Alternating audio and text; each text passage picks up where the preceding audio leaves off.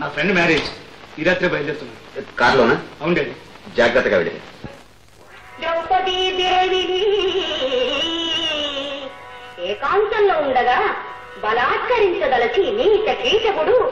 రాసీత, ఒక మహాసాధ్యుని మానభంగం చెయ్యాలనుకునే ఈ కీచకుడికి ఆ నరకంలో విధించే శిక్ష కూడా చాలదనిపిస్తుంది. ఏమంటావు? కాదంటాను. ఎందుకని? ఆడదాని ఒంటరితనం, నిస్సహాయత అతనికి అవకాశం ఇచ్చాయేమో. లేకపోతే ఆమె జీవితంలో అంత కల్లోలం జరిగుండేది కాదంటావా? అవును బాబు. భర్త సరసన ఉన్న ఆడదాన్ని ప్రయత్నించిన కన్నెత్తి కూడా చూడలేకపోయేవాడు ఆ కీచకుడు. ఆడదానికి మాంగల్యం, భర్త నీడ, అన్నిటి నుంచి కాపాడే రక్షణ బాబు. కీచకుని గురించి చాలా ఆలోచించావన్నమాట. కాదు బాబు, మాంగల్యం గురించి చాలా ఆలోచించుకున్నాను. తీసుకో. సీత, నీ చేత ఇలా సేవ చేయించుకునేందుకు నేనెంతో పుణ్యం చేసుకున్నాను.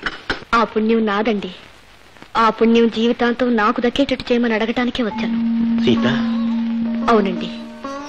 ఆ కథలో ఆడదాని మీద మీకేమాత్రం జాలి ఉన్నా నా కోరిక మన్నించండి. ఏమిటి సీత నువ్వు అంటున్నది? నేను కాలం మారింది, మనుషులు మారారు, కానీ ఆడపిల్ల కథ ఆనాటికి ఈనాటికి ఇంకా మారలేదు బాబు. ఆనాడు ద్రౌపది భర్తను శరణొచ్చింది, ఈనాడు ఒక భర్త కావాలని మిమ్మల్ని శరణు కోరుతున్నాను. ఇప్పుడు నీకు వచ్చిన కష్టమేమిటి సీత? నాతో చెప్పు. మా గోపిని చేసుకోవటం నీకు ఇష్టం లేదా? చెప్పు సీత, నేను దగ్గరుండి నీకు ఇష్టమైన పెళ్లి జరిపిస్తాను. నా జీవితం ఈ ఇంటితోనూ మీతోనూ ఇలా ముడిపడ్డమే నాకు ఇష్టం. కాదనకండి బాబు. సీత, సీత, నీ మెళ్ళో తాళి కట్టి నా చేతులారా నీ జీవితాన్ని సర్వనాశనం చేయలేను. ఇది అన్యాయం సీత. కాదండి, ఇది నేను కోరే న్యాయం, మనసారా కోరుకుంటున్న జీవితం. సీత, భర్తగా నీకు రక్షణ ఇవ్వగలనే కానీ మరే సుఖాన్ని ఇవ్వలేను సీత. ఇప్పుడు నాకు కావాల్సింది ఆ రక్షణే బాబు. ఈ ఇంటిని నా దేవాలయంగా చేసుకోనివ్వండి. మిమ్మల్ని ఆరాధించుకుంటూ మీ నీడలో బ్రతకనివ్వండి. కాదంటారా? తీరని కోరికతో ఏ రక్షణ లేని జీవితాన్ని మీ బాధల ముందే కడతేనివ్వండి.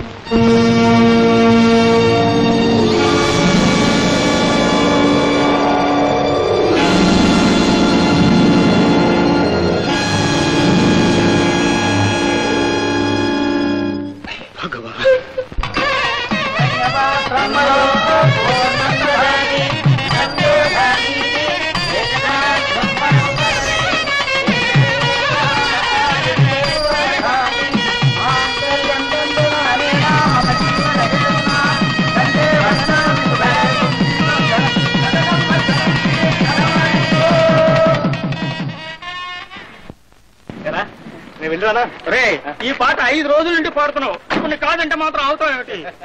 అది కాదురా, చెప్పావుగా, అక్కడ పాపం ఆ సీతాదేవి, ఇక్కడ పాపం నువ్వు. నీ విరహబాధ చూస్తున్నానుగా. ఎందుకు పెళ్ళిప్పుడురా? మన ఇంట్లో అడుగు పెట్టడం మాంగళ్యం తంతు నానేనన్నా. ఎందుకు తొందరగా ఒప్పేసుకుందా? అది ఒప్పుకుంటుందా? దాన్ని బాబు ఒప్పుకుంటాడా? ఒప్పించింది ఎవరు? ఈ గోపాలకృష్ణ.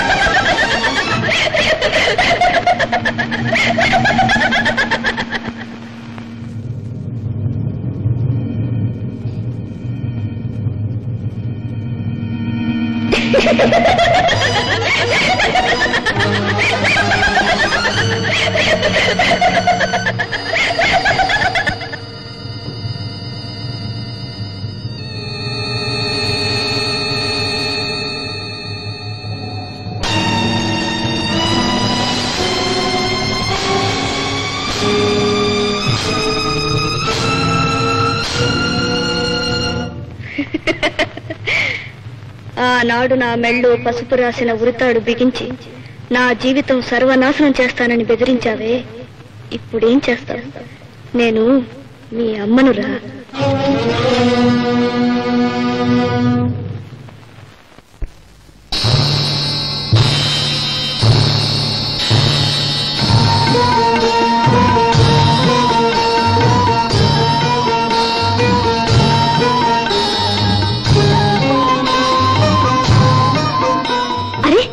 నువ్వా బాబు? ఎంతసేపు వచ్చి స్నేహితుడు పెళ్లికని వెళ్ళి నళ్ళుండిపోయావే?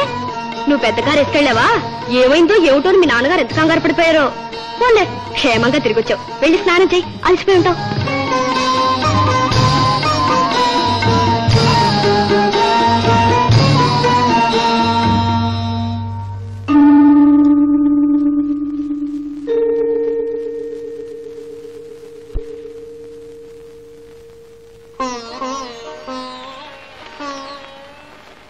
గోపి,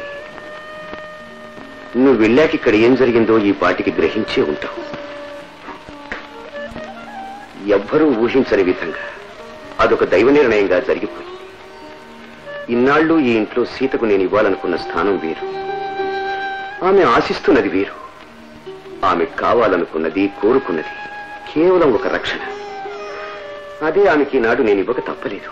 అంతే గోపి, అంతే.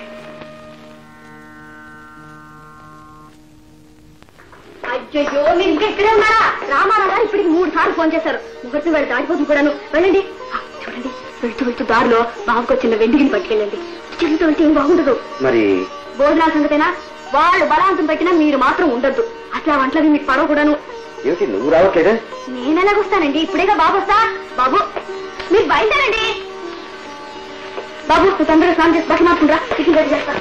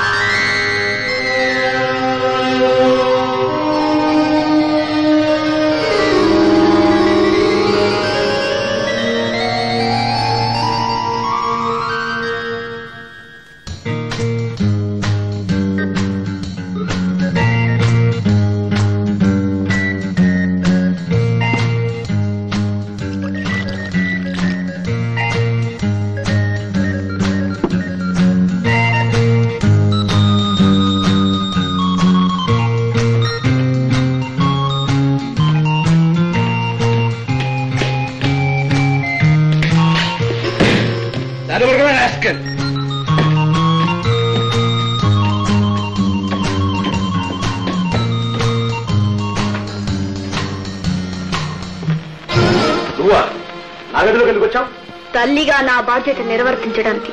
తల్లి నన్ను సాధించడానికి ఆయన చేత 3 ముళ్ళు వేయించుకున్నంత మాత్రాన నాకు తల్లి అయిపోతాను అనుకున్నావా? నీ మెళ్ళో పసుపుతాడు ఈ ఇంటికి, ఈ ఆస్తికి పెత్తనం ఇస్తుందేమో గానీ ఈ పెద్దరికాన్ని ఇవ్వదు. నువ్వు పసివాడివైతే నా పెద్దరికం అవసరం అవుతుంది. చదువుకున్నవాడి, వయసు వచ్చినవాడి, ఈ ఇంటి పేరు నిలబెట్టవలసిన వాడి. నువ్వు ఇలా ప్రవర్తిస్తుంటే నా పెద్దరికాన్నే కాదు, ఈ ఇంటి యజమానురాలిగా నా అధికారాన్ని కూడా ఉపయోగించాల్సి ఉంటుంది. అప్పుడే అంత అధికారాన్ని సంపాదించావన్నమాట. నేను సంపాదించలేదు, నాకు సంక్రమించింది. కాదు, చనిపోయిన మా అమ్మ దగ్గర నుంచి నువ్వే దోచుకున్నావు. అవును, ఒక ఆడది ప్రాణప్రదంగా దాచుకునే శీలాన్ని నువ్వు దోచుకోవాలనుకున్నప్పుడు నీ కన్న తల్లి ఆత్మ క్షోభించకుండా ఆమె స్థానాన్ని నేను తీసుకుని నన్ను నేను రక్షించుకున్నాను, నిన్ను కాపాడాను.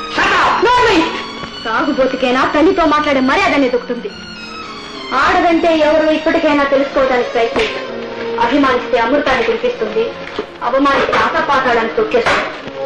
ఇదిగో చూడు, రేపటి నుండి ఇలా వస్తే సహించేది లేదు. చూసి నేర్చుకునే పసిపిల్లలు ఇంట్లో ఉన్నారు, మర్చిపో. ఫోన్ చేయి.